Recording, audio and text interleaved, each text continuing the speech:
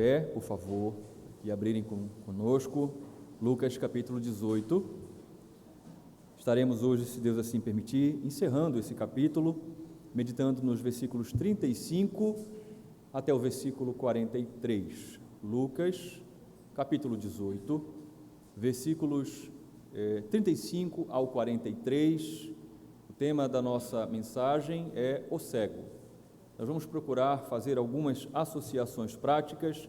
À medida em que nós estivermos expondo esta passagem, vamos tentar identificar a figura deste cego, deste homem, com a nossa própria vida, tanto de pecadores não arrependidos, como também do povo de Deus que foi alcançado pela sua graça.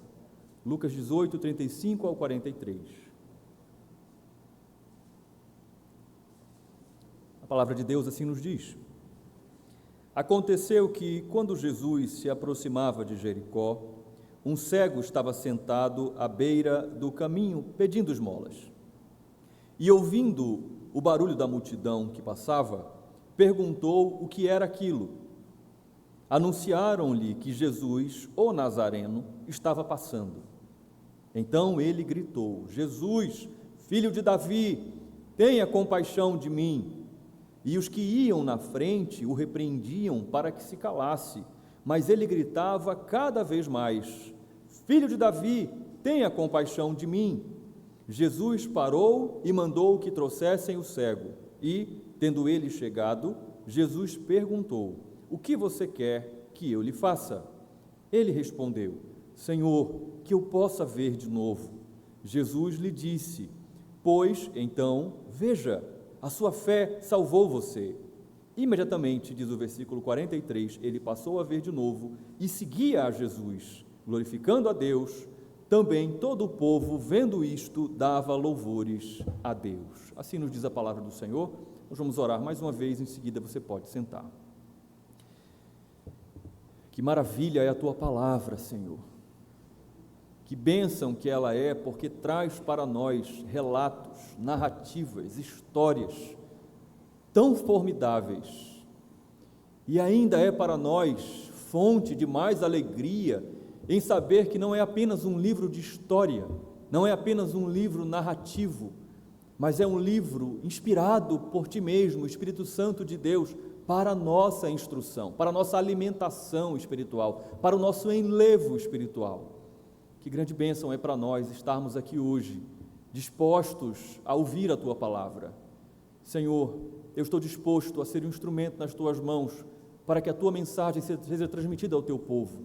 Que o Senhor me conceda aquilo que eu necessito, porque sem Ti eu nada posso fazer, mas também que o Senhor conceda ao Teu povo aqui nesta noite, aqueles que estão nos visitando, que o Senhor conceda a graça da compreensão, da iluminação do alto, do esclarecimento das mentes, do descamar dos olhos, para que possam contemplar as maravilhas do Teu Evangelho.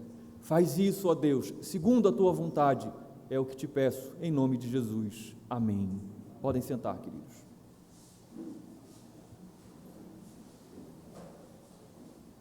O Evangelho é a boa notícia, nós sabemos disso. Hoje eu quero iniciar esta exposição trazendo mais uma boa notícia que está contida no Evangelho. Durante mais de 2 anos, mais de 100 exposições, nós estamos caminhando e ouvindo a voz de Deus, versículo após versículo, desse terceiro Evangelho, um Evangelho escrito por um médico, por um historiador. Mas nós estamos nos aproximando do final da narrativa evangélica de Lucas. Mas, pastor, nós ainda estamos finalizando o capítulo 18, nós temos ainda 6 capítulos, sim, mas nós já começamos hoje a finalizar essa narrativa.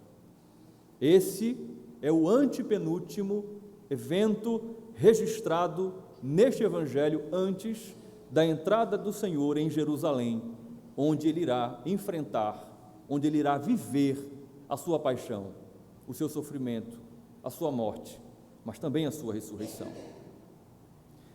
De tantos e tantos milagres, tantos e tantos exorcismos, curas de enfermos, leprosos, coxos, cegos, homens de mãos ressequidas, depois de tantos milagres, de multiplicações de pães e de peixes, curas da mulher do fluxo de sangue. Esse é o último milagre do ministério terreno do Senhor Jesus Cristo registrado nesse evangelho. O versículo 35, ele começa nos dizendo que aconteceu que quando Jesus se aproximava de Jericó, um cego estava sentado à beira do caminho pedindo esmolas. Mateus e Marcos, os outros evangelistas que também narram este acontecimento, descrevem a mesma cena, sendo quando Jesus saía de Jericó. Lucas descreve a mesma cena, dizendo que Jesus estava se aproximando, estava entrando em Jericó. Os estudiosos do Novo Testamento, e eu preciso esclarecer duas coisas para você antes de passarmos à exposição do texto, esta é a primeira, eles dão conta de que haviam neste momento da história do Novo Testamento duas Jericós.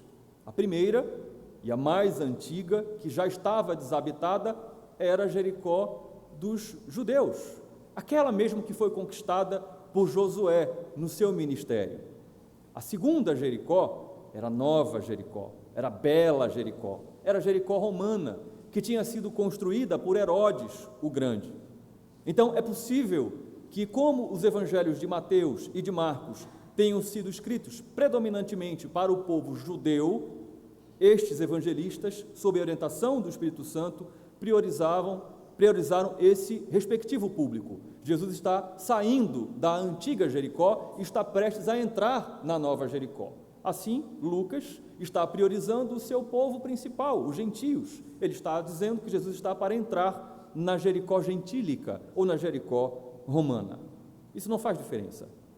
O fato é que há um cego sentado à beira do caminho, diz o versículo 35. Ele está pedindo esmolas. Esse mesmo evento é narrado em Mateus, capítulo 20, do versículo 29 ao 34, e em Marcos, capítulo 10, do versículo 46 ao 52. No Evangelho segundo Mateus, é dito que são dois cegos, ao invés de um. Esse é o segundo esclarecimento que eu preciso trazer para você. Enquanto que o evangelista Marcos, que foi o primeiro a escrever o seu primeiro evangelho, antes de Mateus e antes de Lucas, inclusive ele cede a fonte para esses dois evangelhos serem escritos, então Marcos e Lucas dão conta de que havia apenas um. A resposta mais sensata dos estudiosos do Novo Testamento é que é possível sim que tenham acontecido dois cegos que teriam sido curados, até porque nesse tempo ser cego, assim como hoje, é sinônimo de muita fragilidade. Então era comum de você ter uma comunidade de leprosos, como nós já vimos, ou uma comunidade de cegos, como poderia estar acontecendo aqui. Mas o fato é que dos três evangelhos sinóticos, ou paralelos, ou similares, dois deles dão conta de um cego sendo curado, muito possivelmente porque este cego é o mais importante, é o mais proeminente dos dois. Marcos, capítulo 10, versículo 46, nos diz qual é o nome desse cego. Quem lembra? Bartimeu, muito bem. É o cego Bartimeu. O versículo 41, aqui de Lucas, capítulo 18, vai dizer que Bartimeu não era cego de nascença. Ele havia sido acometido dessa debilidade, não conseguia enxergar, o que colocava ele numa condição assim como a dos leprosos. Ele precisava implorar por ajuda para se manter vivo. Ele era um mendigo. É o que Marcos capítulo 10, versículo 46 dá conta. Então esses pedintes, esses mendigos, esses cegos, aguardavam com ansiedade o período das grandes festas, como está acontecendo aqui agora. Porque no período das grandes festas, grandes caravanas passavam por este caminho, e eram oportunidades extraordinárias para que eles pudessem implorar e conseguir uma quantidade maior de ajuda para que eles pudessem se manter vivos. E aqui eu quero fazer a primeira associação no versículo 35, com a nossa realidade, com a nossa vida. Ele vivia às margens do caminho, ele precisava de um milagre por dia, Ele precisava que alguém se compadecesse dele diariamente para que ele continuasse vivo. Aí eu pergunto a você, igreja, não é esta a condição de todo o pecador? Tanto aqueles que ainda não foram alcançados pela graça, que não têm consciência do quanto eles precisam de Jesus, mas também não é assim que acontece com aqueles pecadores como eu e você, que já fomos alcançados por esta graça. Não é assim que acontece conosco. Nós não precisamos todos os dias que o Senhor renove sobre nós da sua graça, da sua misericórdia, que Ele nos dê força, vigor, para que nós possamos levantar e começar a viver mais um dia, e não simplesmente sobreviver, mas fazer daquele dia um dia para a glória do seu nome, um dia para que nós possamos cumprir os propósitos pelos quais nós fomos criados, nós fomos redimidos, nós fomos salvos. Não é assim que acontece comigo e com você? Então, o versículo 36 e 37, a narrativa avança dizendo que ele, ouvindo o barulho da multidão que passava, perguntou o que era aquilo. Anunciaram-lhe, diz o versículo 37, que Jesus, o Nazareno, estava passando. Jericó ficava situada, existem duas perspectivas, entre 16 e 27 quilômetros de Jerusalém. De toda forma, dá um dia de viagem. Esse era o caminho natural de todos aqueles que viajavam da Galileia ou da Pérea em direção à Judeia. Era o principal caminho que ligava o Jordão, o rio Jordão, de onde Josué sai para conquistar Jericó, até Jerusalém. Vocês devem lembrar que por duas vezes nessas exposições eu mencionei que haviam 3 caminhos, e o caminho mais longo e que era evitado era o caminho que passava por Samaria. Aqui é como se fosse um ponto de encontro desses 3 caminhos. Qualquer uma das 3 rotas que você pegasse, você passava por Jericó. Então, a essa altura, o nosso Senhor está em viagem para Jerusalém, chega nesse ponto de interseção, de encontro de todos os caminhos, e ele já não está mais viajando apenas com os seus discípulos. Nesse ponto, ele já está viajando na companhia de outras caravanas de judeus que estão se aproximando de Jerusalém, que estão subindo, como nós vimos na exposição passada, para Jerusalém, por causa da ocasião da festa mais importante do calendário hebreu. Qual é essa festa? A Páscoa. Então, é nesse contexto que este homem cego, ouvindo o barulho da multidão, pergunta: o que é aquilo? Ele é cego. O seu sentido mais aguçado não é a visão, é a audição. Esse homem que adquiriu a cegueira, que foi acometido pela cegueira, ele precisou aprender a enxergar com os ouvidos.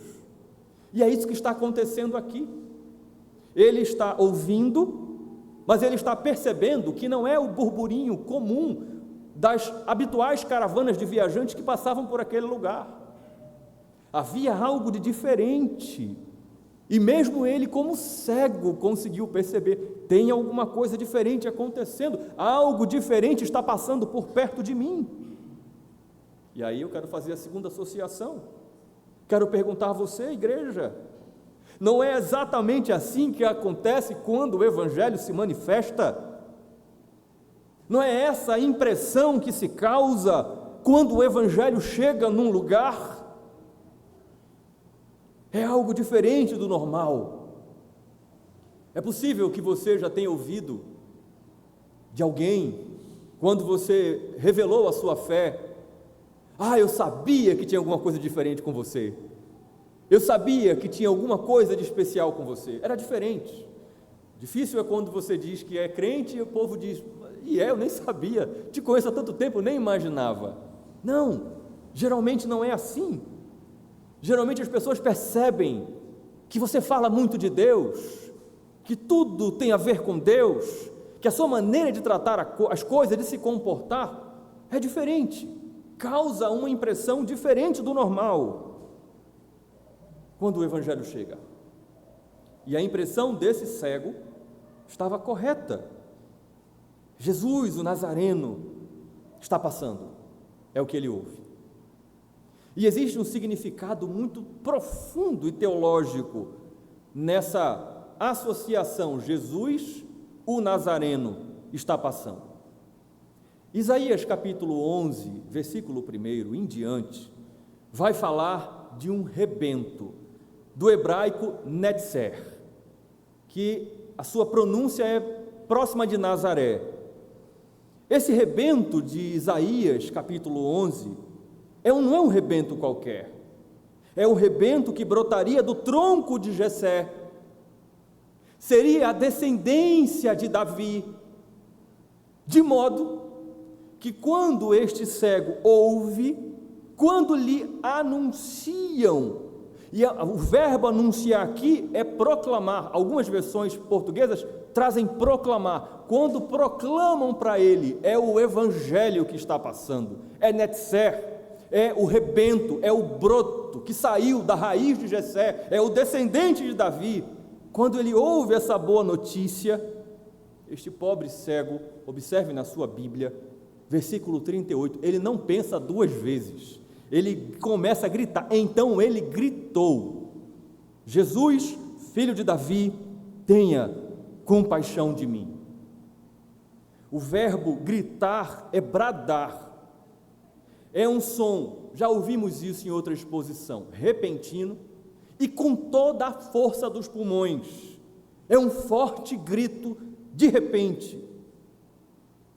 Eu repito, nós estamos no final do ministério terreno do Senhor. Eu já falei e repito, ora, se antes a fama do Senhor já estava correndo solta, de modo que ele já não conseguia mais andar sem ser espremido pelas multidões, ora, isso aconteceu no caso da cura da mulher do fluxo de sangue, já lá atrás, capítulo 12, agora a sua fama corre solta por toda a Galileia dos gentios, a sua fama passa pela Judeia, e começa a chegar em Jerusalém. Nós vamos ver no capítulo 19, versículo 28, a entrada triunfal do Senhor. Ele já não é mais um anônimo. Esse cego certamente já havia ouvido algo a respeito dos ensinos e dos milagres de Jesus, então ele não perde tempo, o evangelho está perto de mim. Ele começa a gritar: Jesus, filho de Davi. E embora esse mesmo título seja utilizado várias vezes no Evangelho segundo Mateus, sobretudo no Evangelho escrito para judeus, essa é a única vez neste Evangelho que esse título Jesus, filho de Davi, é atribuído ao Senhor, sobretudo num contexto de milagre. É o último milagre do Evangelho de Lucas, e o Senhor é chamado de filho de Davi. Faço menção a isso, e essa narrativa, essa revelação inspirada pelo Espírito Santo é importante, porque esse título, que é muitas vezes usado em Mateus, ele só seria atribuído apenas ao pastor Messias de Israel, aquele que era aguardado, aquele que tinha sido prometido e que era aguardado por cada um dos judeus, o Filho de Deus, o pastor Messias prometido. A revelação progressiva que revela Jesus Cristo como Messias está avançando para o seu ápice, está caminhando para o capítulo 19, versículo 28, a entrada triunfal de Jesus em Jerusalém. Se no momento, na profissão de Pedro, tu és o Cristo, o Filho do Deus vivo, Jesus diz, não revele isso ainda, esse cego começa a gritar, rebento de Jessé, filho de Davi, e ele não vai ser mais repreendido, ele não vai ouvir cálice, não anuncie isso ainda, ele pode anunciar em plenos pulmões, e ele faz isso, e então ele faz uma súplica, tenha compaixão de mim. A palavra compaixão também é distribuída de forma larga pelas versões portuguesas, tenha misericórdia, tenha piedade de mim. Pode parecer aos nossos ouvidos uma súplica muito comum, claro, ele está falando com Jesus, mas nesse contexto aqui não, porque esse clamor é aquele típico clamor encontrado na literatura de sabedoria, sobretudo nos Salmos, e que é dirigido exclusivamente para Deus. Quem é que faz esse tipo de clamor? São os aflitos, são aqueles que reconhecem que apenas em Deus encontrarão salvação, e esse clamor não é feito para o rei, não é feito para o profeta, não é feito para o sacerdote, é feito apenas para Deus. Tem compaixão, tem misericórdia, lance sobre a minha miséria, se apiede de mim. Perceba que já no versículo 38, antes mesmo de receber a cura física, este cego começa a dar sinais de ter sido agraciado com aquilo que nós ouvimos aqui na quinta-feira, na exposição de Romanos capítulo 4, versículo 1 ao 8. Ele já demonstra ter sido agraciado com a fé salvadora, com a fé salvífica. Mas, no versículo 39, a primeira parte, é dito que os que iam na frente o repreendiam para que se calasse. Você já viu isso acontecer em algum lugar? A expressão inicial do versículo 39, os que iam à frente, também poderia ser traduzida numa tradução livre para os que lideravam a viagem. Nós não temos aqui explicitamente quem eram essas pessoas. No entanto, pela colocação da frase e pelo contexto do capítulo 18, é muito possível que tenham sido os discípulos de Jesus que tenham feito essa repreensão. Se calem. Afinal de contas, os discípulos, eles estavam tensos, porque eles, de novo, pela terceira vez, solenemente ouviram o Senhor dizer: eu vou morrer, eu vou sofrer e vou morrer. Então os discípulos, conforme nós vimos no relato do evangelista Marcos, eles estavam tensos, eles estavam com medo de fazer perguntas. Então é muito possível que eles quisessem evitar que mais um, dentre tantos miseráveis que já tinham procurado Jesus, que tinham sido alvo da sua misericórdia, mais um atrapalhasse Jesus na sua viagem, na viagem fatídica do seu mestre. Por isso, eles repreendiam. E pela segunda vez, neste capítulo 18, o verbo que eles vão usar é o mesmo verbo, a mesma palavra, mesmo verbo usado pelo próprio Jesus para expulsar demônios, para repreender, para reprovar, para censurar gravemente os próprios demônios. Quando foi a primeira vez que esse verbo foi usado? Aqui nesse capítulo? Lá no versículo 15. Quando os discípulos repreenderam, reprovaram os pais que estavam levando as suas crianças até Jesus. Eles estão tentando impedir, repreender aquele homem de expressar a sua fé e de clamar por salvação e por socorro. Aí então é a terceira associação que eu encontro nessa passagem. Não é assim que as dificuldades que se levantam contra aqueles que têm fé em Cristo querem agir? Não é assim que as dificuldades que eu e você, crentes em Jesus, enfrentamos nesta vida? As dificuldades querem se levantar tentando silenciar a mim e a você. As dificuldades insistem em encher a nossa mente com a mentira, com o sofisma, a mentira que parece verdade, dizendo: você não tem nada a ver com Jesus. Cale-se, não clame a Ele por socorro. Cale-se, porque afinal de contas Ele não tem tempo a perder com você, Ele não se importa com você. É isso que as dificuldades que eu e você enfrentamos querem nos dizer. Isso é uma mentira, como nós vamos ver aqui. As dificuldades querem dizer para mim e para você: pare de clamar, não adianta. Você não será ouvido, você não será ouvida, não adianta. Você não percebeu ainda que você não vai ser ouvido, que você já clamou muito por isso, mas você ainda não recebeu a resposta. Cale-se de uma vez. Mas o versículo 39 continua dizendo que ele gritava cada vez mais: Filho de Davi, tenha compaixão de mim. E por mais que a ênfase aqui aos nossos olhos possa aparecer na frase toda, não está na frase toda. Há uma ênfase na língua grega aqui no ele, a pessoa, o indivíduo, a determinação dele, ele, é um ele enfático, continua gritando, só que agora de forma diferente. O efeito pretendido por aqueles que repreenderam aquele cego foi o inverso. Ao invés dele se calar, o texto diz que os seus gritos não cessaram e começaram a progredir numa escala maior. Ele começou a gritar com mais e mais força: Filho de Davi, rebento de Jessé, meu Redentor, sê propício a mim, a minha causa. Aí é a quarta associação que eu encontro nessa passagem. Não é assim que reagem os crentes verdadeiros. Não é assim que se comportam. Não conseguem compreender de onde está vindo a sua força. Sabem que não é deles. Mas eles não cedem ao desânimo.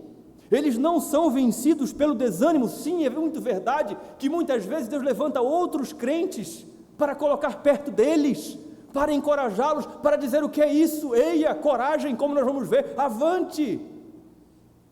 Mas os crentes verdadeiros, eles não são vencidos pelo desânimo, pelas dificuldades. Os crentes verdadeiros, a despeito de não estarem ainda enxergando o que pediram, o que pretendem, eles não dão ouvidos às vozes do desânimo, das circunstâncias, da adversidade. Você, crente em Jesus, foi chamado para não cessar de clamar aquele que pode socorrer você em suas angústias. E se você crer nisso, diga amém. Amém. Você foi chamado para não cessar. Você foi chamada para perseverar.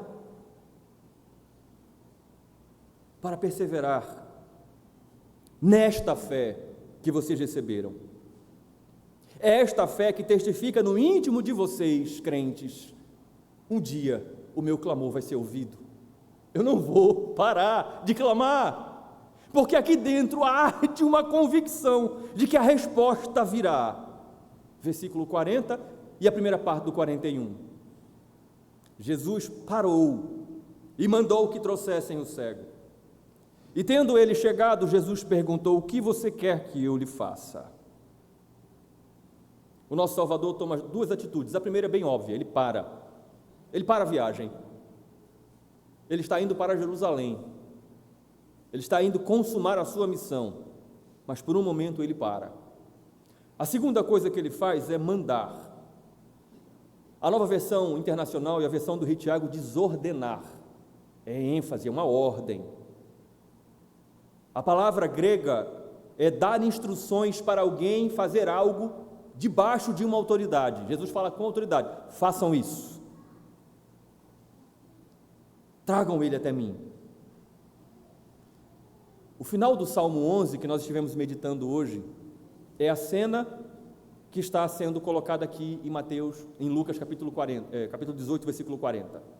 É a imagem do rei, que de modo soberano e por pura clemência, ordena: tragam esse miserável pecador, esse pobre pecador, à minha gloriosa presença. Eu autorizo que vocês tragam ele até mim. E aí, diz o texto que, tendo ele chegado, Jesus perguntou: o que você quer que eu faça?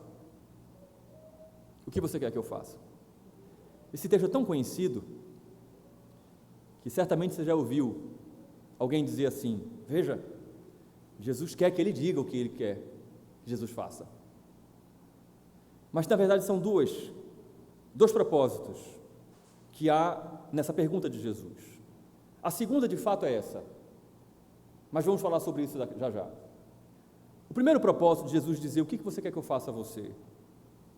É Jesus se estabelecer, se apresentar. É Jesus agora interagindo com o cego. O cego não está vendo, tem que entender isso. O cego não está vendo onde Jesus está. O cego apenas ouve a voz de Jesus. Ele clamou: Jesus, filho de Davi. Jesus responde: o que você quer que eu faça por você? Eu posso fazer o que eu quiser. Jesus abre o leque da graça, das bênçãos. Jesus se coloca como aquele que tem autoridade para perguntar: o que você quer que eu faça por você? É só você dizer, porque eu sou Deus, eu de fato sou o Messias esperado, eu sou o pastor Messias que você estava aguardando. Diga o que você quer que eu faça por você, porque eu vou fazer. Mas em segundo lugar, esse homem, Bartimeu, que havia recebido a fé salvífica, está cada vez mais claro isso. Ora, nem vozes dizendo se cale, foram suficientes para calá-lo, porque ele tinha fé que ele deveria continuar gritando, deveria continuar clamando cada vez mais forte, até não ter mais voz. Agora, ele tem diante de Deus a oportunidade de colocar a sua fé em prática, de abrir a sua boca e com seus próprios lábios dizer a Deus o que Deus já sabe. E então, nós olhamos para essa cena e imaginamos a quinta associação. Bartimeu ficou cego, mas não ficou mudo. E não é assim que, por vezes, Deus faz conosco, com os seus filhos?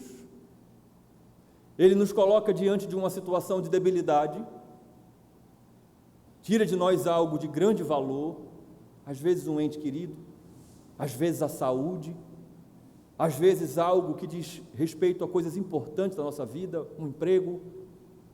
Às vezes, o Senhor, por razões soberanas, parece não responder mais às nossas orações, nos coloca numa situação de debilidade, mas Ele sempre deixa para nós o recurso da oração. Ainda que nos faltasse a língua para falar, nós poderíamos orar ao Senhor em nossa mente. Não é assim que o Senhor faz? Ele providencia situações que te trazem para nós debilidade, sim, mas situações, como nós temos visto, que são enviadas por Ele para exercitarmos a nossa fé, para robustecer, fortalecer a fé do seu povo, para que eu e você coloquemos em prática aquilo que nós já vocalizamos, aquilo que nós já falamos com a nossa própria boca. Nós cremos em Jesus, Ele é o nosso Senhor, Ele é o nosso Rei, Ele é o nosso Redentor, Ele é o nosso provedor, ok? Então eis aí uma situação onde você vai poder vivenciar isso na prática, onde você vai poder robustecer a sua fé. Você não vai apenas vocalizar a sua fé, você vai colocar a sua fé em prática, você vai confiar, você vai clamar. E assim como o Senhor fez com este cego, Ele faz com os seus filhos.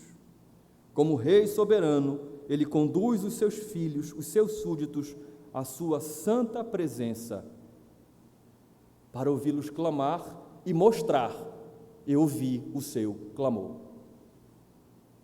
Não foi assim? Na consolação de Daniel, capítulo 10, versículo 49, o Senhor fez questão de deixar isso registrado para Daniel e para mim e para você. Então Ele me disse: não tenha medo, Daniel, porque as suas palavras foram ouvidas desde o primeiro dia em que você dispôs o coração a compreender e a se humilhar na presença do seu Deus. Foi por causa dessas suas palavras que eu vim. Eu ouvi e vim. Daniel se pôs diante do Senhor, valeu o contexto. Ele se contristou, ele chorou por 3 semanas, mas ele clamou. E o seu clamor foi ouvido desde o primeiro dia, e Deus disse: eu estou ouvindo o seu clamor desde o primeiro dia. Quantos anos está clamando a Deus por um milagre? Por uma conversão? Quantos anos? Você acha que Deus não está ouvindo o seu clamor? Acha mesmo que o fato de você não estar conseguindo ver a resposta, Ele não está ouvindo você? Não se engane, crente. Deus ouve o clamor do seu povo. O Evangelho está novamente nos ensinando isso, porque em Marcos capítulo 10, versículo 49, no paralelo, quando Jesus dá a ordem dizendo: tragam a minha presença, dizem assim a esse cego, a Bartimeu: coragem, levante-se, porque Ele está chamando você. Sabe quem é que ouve isso? Todos os crentes, sem exceção, todos os crentes.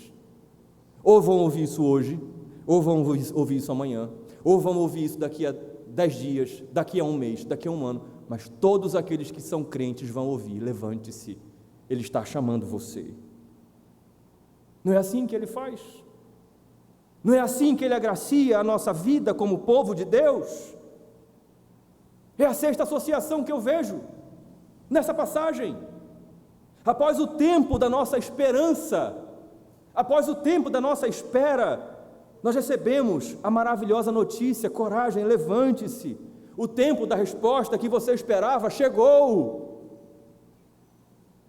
Você duvidou que chegaria, mas chegou, porque Deus é Deus. Porque quando Ele decide fazer, Ele faz. Quando Ele age, ninguém pode impedir. Quando Ele fecha uma porta, ninguém pode abrir. Quando Ele abre, ninguém pode fechar.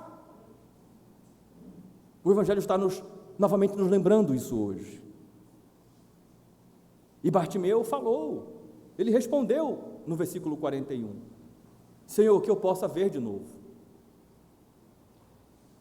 Ao longo desse evangelho do evangelista Lucas, o médico, nós vimos muitas enfermidades que eram consideradas incuráveis serem curadas. A cegueira era uma delas. Não só a lepra, não só o fluxo de sangue da mulher, mas a cegueira também. Bartimeu sabia que, humanamente falando, não havia esperança para o seu pedido. É lindo. O diálogo pactual entre Deus e o seu povo, que é o que nós estamos fazendo aqui, é a coisa mais linda do mundo. O soberano diz, o que você quer que eu te faça? Aí o povo responde, eu quero ver. Eu quero enxergar. Eu sei, meu Senhor. Inclusive é assim que ele responde, Senhor, Kyrios, soberano. Humanamente é impossível. Eu não posso pedir isso a mais ninguém, mas ao Senhor eu posso pedir. Eu quero enxergar de novo. Assim, o seu pedido não era só um pedido de alívio dessa aflição terrível, a perda da visão. Imagine, você está aqui enxergando, feche os seus olhos por algum minuto e pense, se você tivesse que viver daqui para frente dessa forma, alguém que pôde enxergar as pessoas que amava, não pode mais. Mas aqui ele está revelando no seu pedido, que é um pedido muito superior a voltar a enxergar. Era uma declaração de fé, o Senhor, filho de Davi, o Senhor é o meu Senhor, o Senhor pode todas as coisas. Isaías capítulo 35, versículo 5, Deus usa o profeta para dizer que nos dias de Sião, os olhos dos cegos seriam abertos. Havia uma promessa, e Bartimeu, com fé salvífica, diz, eu sei que esses dias chegaram, eu quero ver, eu quero desfrutar daquilo que foi prometido em Isaías, há quase 800 anos atrás, meu Senhor. A sétima associação, não é assim que peregrina o pequeno povo de Deus neste mundo? Não é assim, confiando nas promessas futuras? Você é crente? Deus tem promessas para você, promessas que ainda não se cumpriram, mas são promessas, basta Deus prometer a você, basta, você tem a promessa, você pode confiar na promessa, você pode viver loucamente aos olhos desse mundo, mas viver com fé nas promessas que o seu Deus fez a você. Ele não é homem para que minta, e nem é filho do homem para que se arrependa, Ele cumprirá cada uma das suas promessas, porque Ele é Deus, independentemente do tamanho da nossa fé. Aqui em Lucas 4,18, lá em Nazaré, o Senhor cita Isaías 61, 1 e 2. Ele diz, na profecia de Isaías, o Espírito do Senhor Deus está sobre mim, pelo que Ele me ungiu para dar vista, restaurar a visão aos cegos. No capítulo 4 ainda de Lucas, versículo 21, ele diz, hoje se cumpriu a Escritura. Bartimeu está lançando mão da sua fé e está pedindo, Senhor, cumpre a tua promessa na minha vida. Então, versículo 42, Jesus lhe disse, pois então veja, a sua fé salvou você. Ainda por diversas vezes nesse evangelho nós vimos o Senhor operar milagres. E em muitas ocasiões ele atribuía peso à fé pessoal das pessoas que eram curadas. A tua fé te salvou, vá e não peque mais, a tua fé te salvou. Mas perceba, em nenhuma dessas ocasiões nós vemos o Senhor se colocando sujeito a essa fé. Eu tenho que fazer por causa da sua fé. Você não vai encontrar isso. Em todos os casos, você vai observar, sem exceção, as pessoas tiveram que demonstrar uma fé prévia antes de receberem aquele milagre específico que estavam pedindo. Já chegavam lá prontos. crendo que seriam abençoados pelo Senhor. De novo eu cito a mulher do fluxo de sangue, tocou na veste e foi curada. Em todos os casos, folheie a sua Bíblia e você vai ver, as pessoas atribuem a Cristo o título messiânico, reconhecem Cristo como seu Salvador. Em todos os casos, as pessoas já evidenciaram sinais de haverem recebido a fé salvífica. Então, novamente, nós vemos aqui o Senhor enfatizando a fé de um homem chamado Bartimeu, que fez bom uso da sua fé, que já tinha sido agraciado com fé o suficiente para gritar pelo Senhor, mas ainda foi mais agraciado. Veja, se Bartimeu já era crente em Jesus como Messias prometido, como filho de Davi, como filho de Deus, se Bartimeu já era salvo por crer na promessa, agora Bartimeu experimenta a cura para os seus olhos.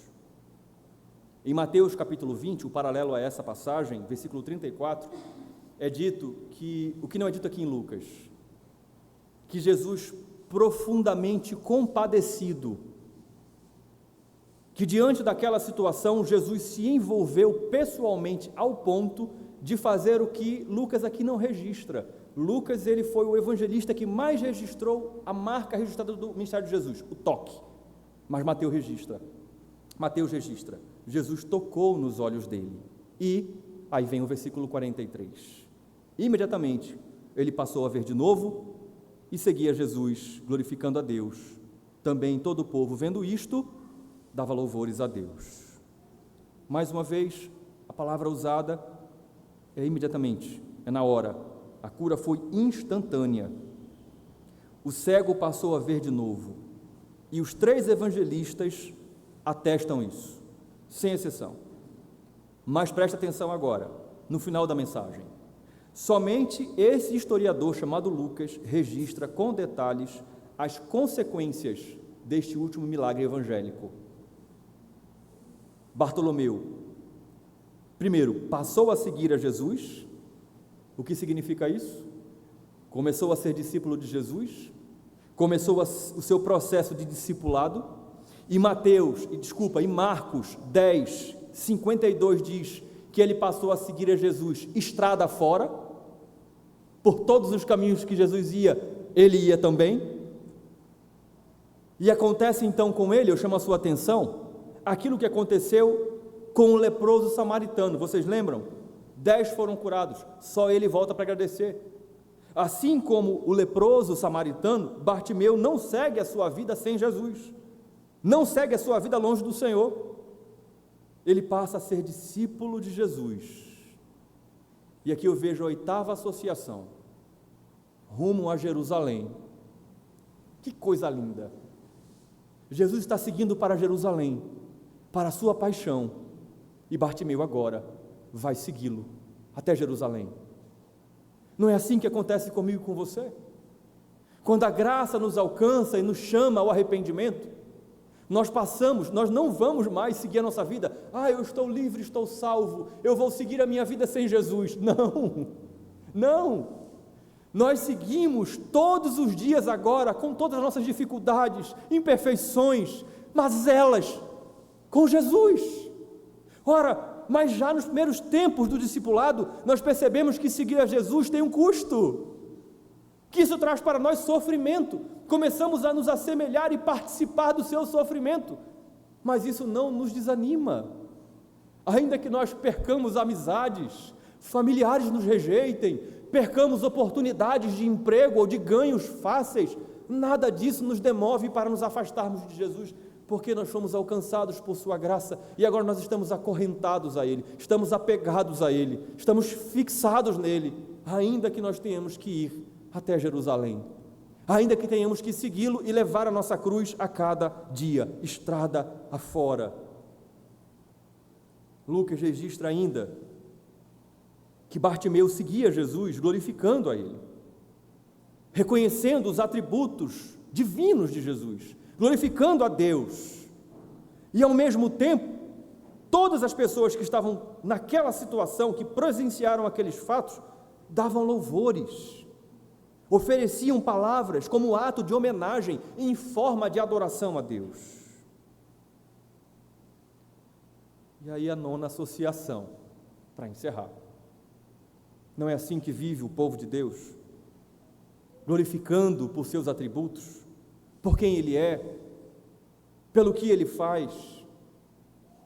Você acha que Bartimeu era empregado? Ele tinha um emprego nessa época? Não tinha. Que ele tinha uma vida social como eu e você, que vinha aonde queria? Não tinha.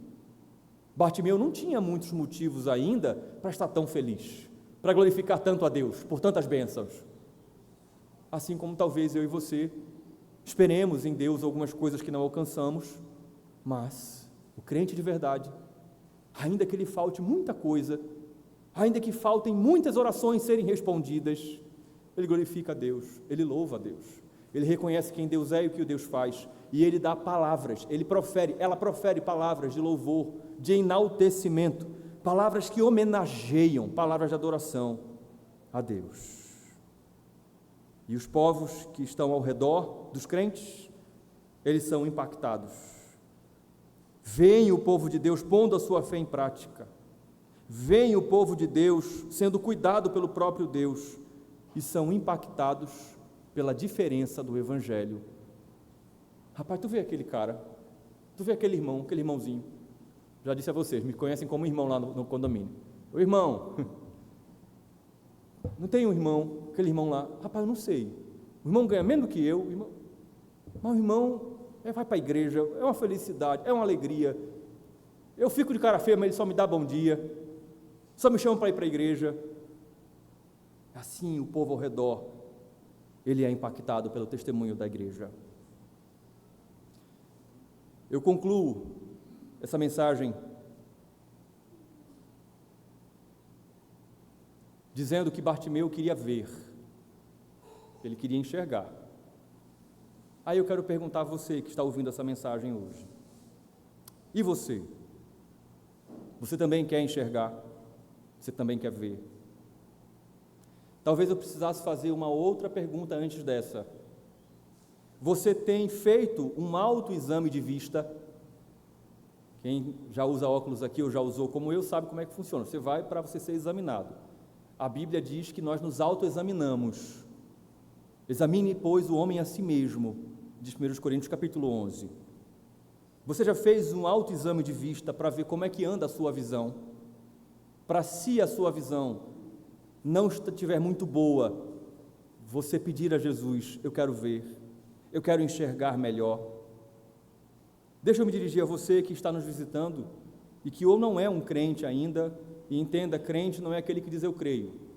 Crente, pistis, fé, no grego, é compromisso. Não é só dizer que crê de boca, é estar comprometido com a verdade da palavra de Deus. Se você quiser falar mais sobre isso, eu estou à disposição para receber você no gabinete e a gente tomar um cafezinho e conversar sobre isso. Mas se você não é um crente, se você não tem um compromisso com Deus na sua palavra, se você não reconheceu os seus pecados, e você não reconheceu Jesus ainda como seu Senhor e Salvador, ou ainda, se você é um crente, mas é um crente afastado dos caminhos do Senhor, você em algum momento da sua caminhada decidiu, entendeu que você podia viver longe de Jesus, diferentemente de Bartimeu ou do leproso samaritano.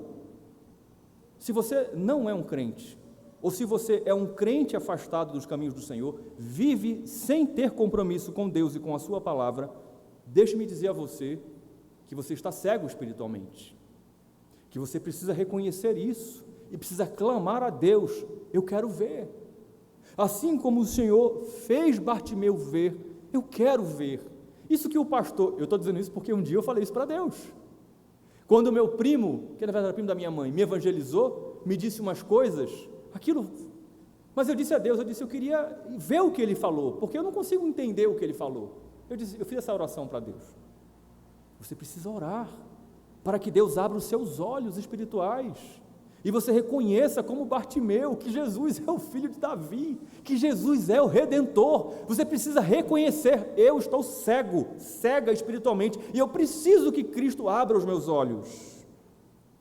Faça isso nessa noite. O Evangelho está falando com você.